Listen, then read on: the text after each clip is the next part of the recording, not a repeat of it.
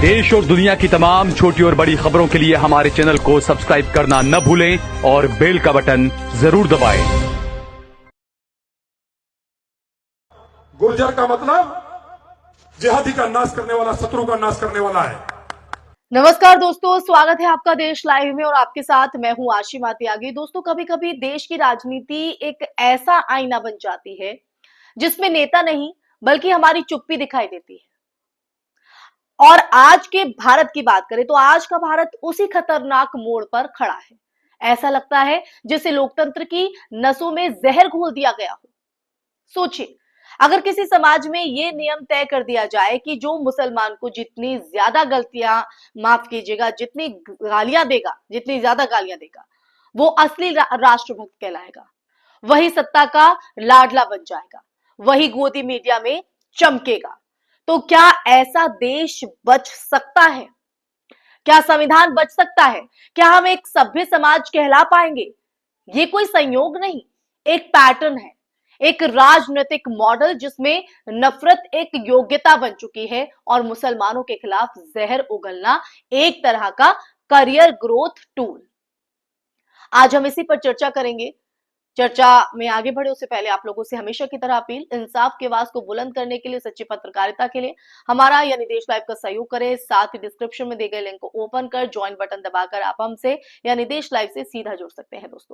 दोस्तों चर्चा में आगे बढ़ते हैं। यही मॉडल जिसकी मैंने बात की, हम कुछ दिनों पहले सहारनपुर में खुलकर चलता हुआ हमें दिखाई दिया या देखते हैं, जहां 16 नवंबर को सनातन चेतना कॉन्फ्रेंस के मंच से एक हिंदूवादी पार्टी के विधायक ने खुलेआम ऐलान कर दिया कि वो किसी भी ऐसे जिहादी की हत्या कर देंगे जो गाय काटेगा, हिंदू महिलाओं का अपमान करेगा या जमीन कब्जाने की कोशिश करेगा। हमारी बेटी पे सम्मान पे बात आएगी, कोई गाय को काटने का काम करेगा, कोई जिहादी किसी की जमीन कब्जा करेगा तो पहले मैं प्राण दूंगा, उसके बाद प्राण हम ले लेंगे। हालांकि देने वाले नहीं हैं, हम लेने वाले हैं। इसलिए हम गए, गांव इकट्ठा था, हम बोल के आए।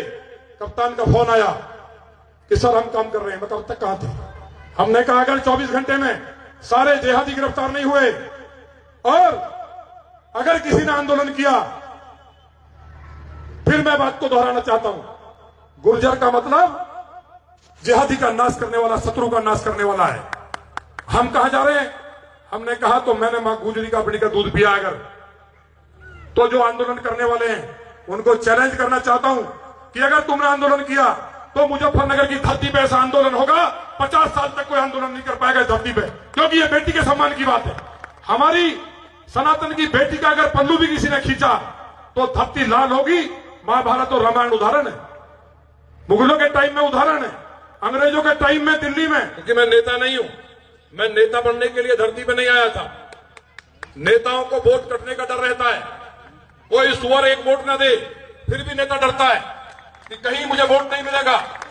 वो कितना ही अत्याचार करता रहे, पूरी दुनिया ने देख लिया है, किसी को वोट नहीं मिलता, एक भूल है। अगर उनका एक गांव है, उस गांव में हमारे दलित समाज के भी परिवार होते हैं, कहीं ना कहीं दूसरे समाज भी होते हैं, जो सनातन को मानने वाले लोग हैं, वो हमें वोट करते हैं और वो बहुत चालू होते हैं, क्योंकि वो दलाली करते हैं, वो गाय काटते हैं, वो मांस के कारोबार करते हैं, वो नशे के कारोबार करते हैं। वो तुरंत सबसे पहले आते हैं, देखिए भाई साहब 100 वोट मेरे गांव से मिली है। वो 100 वोट उन गरीबों की है, जो वाल्मीकि है, जो जाटव है, जो कश्यप है, जो इस सनातन के लिए सदियों से लड़ते आ रहे हैं। उनको हम अपने पास नहीं बैठाते हैं और वो फिर आगे आ जाते हैं। वो बड़े बड़े टोकरे फल के लेके आते हैं, स्वागत करने के लिए पैसे डालते हैं और नेता को अंधा कर देते हैं। इसी अंधा होने के कारण इस भारत का बेड़ा गर्क हुआ है। समय बहुत तेजी से बदल रहा है। आप लोग सोच रहे होंगे मिशन के साथ लोग लगे हुए हैं, पूरी मिशनरीज लगी हुई है।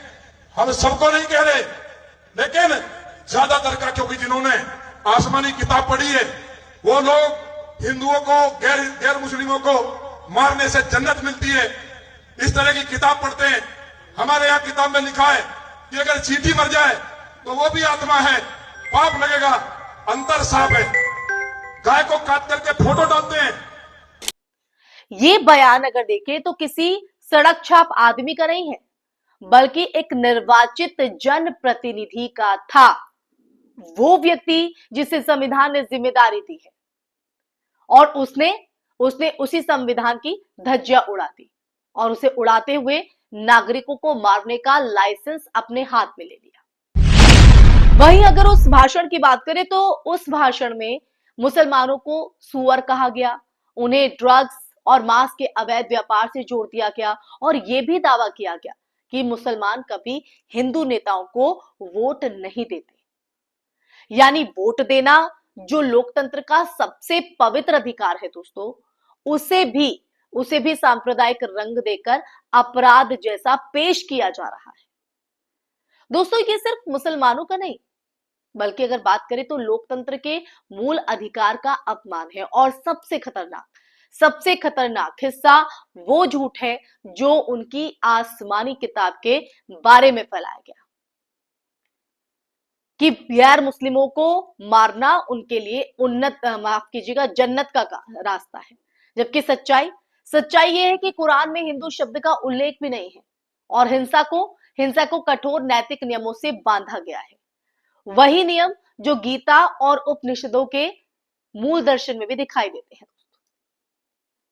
अगर हिंदू भाई गीता पढ़े और मुस्लिम भाई कुरान, तो वो समझेंगे कि दोनों जो परंपराएं हैं वो संघर्ष नहीं, संवाद और आत्मनियंत्रण की दिशा देती है।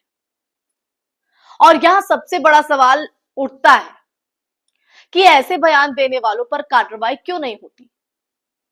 क्योंकि सुप्रीम कोर्ट की बात करूं तो सुप्रीम कोर्ट के 2022 और 2023 के स्पष्ट आदेश है कि किसी भी समुदाय के खिलाफ नफरत फैलाने वाली भाषा, स्पीच पर पुलिस को बिना शिकायत के खुद संज्ञान लेकर एफआईआर दर्ज करनी चाहिए ऐसे मामलों में। लेकिन जमीनी हकीकत बिल्कुल उलट है, हमेशा की तरह। जहां एक मामूली सोशल मीडिया पोस्ट के लिए मुसलमानों को तुरंत गिरफ्तार कर लिया जाता है, वहीं मंच से खुलेआम हत्या की धमकी देने वाले नेताओं पर कार्रवाई का नाम तक नहीं लिया जाता। ये जो डबल स्टैंडर्ड है, ये डबल स्टैंडर्ड नहीं, ये न्याय और संविधान की रीढ़ की हड्डी तोड़ने जैसा है। राजनीति की ये जो बीमारी है वो गोदी मीडिया में और गहरी हो जाती है दोस्तों। कई चैनल्स ऐसे स्टूडियो वॉर रूम बन गए हैं जहां एंकर का असली काम खबर दिखाना नहीं होता है, बल्कि मुसलमानों को लगातार कटघरे में खड़ा करना होता है, क्योंकि उन्हें ऊपर से आदेश है। जो जितना जोर से चिल्लाएगा, जितनी ज्यादा गालियां देगा, उसे उतना बड़ा राष्ट्रवादी बना दिया जाएगा, बताया जाएगा। और यही पत्रकारिता का ये पतन सिर्फ मुसलमानों को चोट नहीं पहुंचा रहा, ये पूरे देश की सोच को विकृत कर रहा है, जहर घोल रहा है, आने वाली पीढ़ियों को जहरीला बना रहा है दोस्तों। और याद रखिए जब नफरत फैलती है तो उसकी आग किसी एक समुदाय को नहीं जलाती, पूरा देश उसके धुएं में घुटता है। आज सवाल हिंदू या मुसलमान का नहीं है, सवाल यह है कि क्या भारत में कानून सब पर बराबर लागू होगा? क्या एक विधायक को जनता को मारने की धमकी देने का अधिकार है? क्या किसी नागरिक को सुअर कहना अभिव्यक्ति की स्वतंत्रता है? क्या संविधान का अनुच्छेद 21 जीवन का अधिकार अब सिर्फ कुछ लोगों के लिए ही जो है वो बचा है?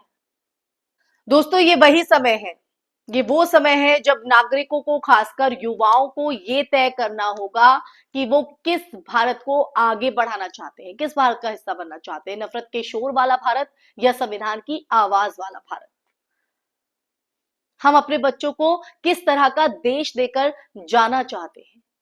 क्या ऐसा देश जहां नफरत बोलने वाले नेता हीरो बन जाए, या फिर एक ऐसा भारत जहां संवाद, सम्मान और संवैधानिक मूल्यों की जीत हो? क्योंकि इतिहास की बात करें तो इतिहास इस बात का जिक्र करता है, बताता है कि जब सत्ता नफरत को इनाम देने लगे ना, तब समाज की असली परीक्षा शुरू होती है, यानी आपकी और हमारी, जो हम समाज का हिस्सा है। आज भारत उसी मोड़ पर खड़ा है दोस्तों। बात एक एमएलए के भाषण की नहीं है, उस सिस्टम की भी है जो ऐसे बयानों को बढ़ावा देता है और उन्हें मंच देता है, उन्हें राजनीतिक पूंजी में बदलता है। लेकिन याद रखिए नफरत कभी किसी देश को महान नहीं बनाती है। नफरत सिर्फ राष्ट्र को नहीं मारती, राष्ट्र की आत्मा को भी मार देती है, उस पर भी बड़ा घात करती है। अब फैसला आपके हाथ में है।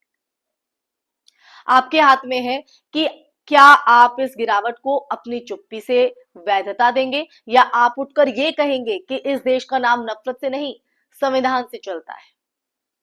इसी के साथ इस चर्चा में मैं यही विराम लगाना चाहूंगी। दोस्तों, ये चर्चा आपको कैसी लगी कमेंट बॉक्स में कमेंट करके जरूर बताइएगा। इस वीडियो को ज्यादा से ज्यादा शेयर कीजिएगा, हमारे चैनल देश लाइव को सब्सक्राइब कीजिएगा। फिर हाजिर होंगे कि ऐसे ही मुद्दे के साथ। तब तक के लिए अपना ख्याल रखिए। जय हिंद, जय भारत, नमस्कार।